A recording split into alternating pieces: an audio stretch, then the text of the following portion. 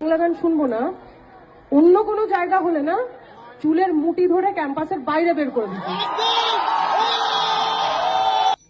সম্প্রতি ঘটে যাওয়া একটা ইমন চক্রবর্তীর লাইভ কনসার্টের ভিডিও, লাইভ ফুটেজ আমি আপনাদের সকলের সামনে তুলে ধরলাম।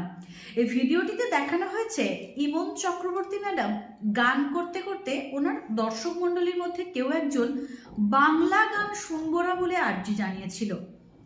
উনি সেটার প্রতিবাদে কি বললেন আপনারা সকলে শুনতে পেলেন। আমার মনে হয় যেভাবে মেরুদণ্ড সোজা করে বাংলায় বসে একজন বাঙালি শিল্পী এই প্রতিবাদের সুরটিকে বেছে নিয়েছেন, প্রতিটি বাঙালি শিল্পীর মধ্যে সেই বাঙালিয়ানা বজায় রাখাটা আমার মনে হয় ভীষণভাবে দরকার। যেভাবে আমাদের এই সমাজে এবং আমাদের এই বাংলায় অন্যান্য ভাষাকে গুরুত্ব দেওয়া হয় এবং অন্যান্য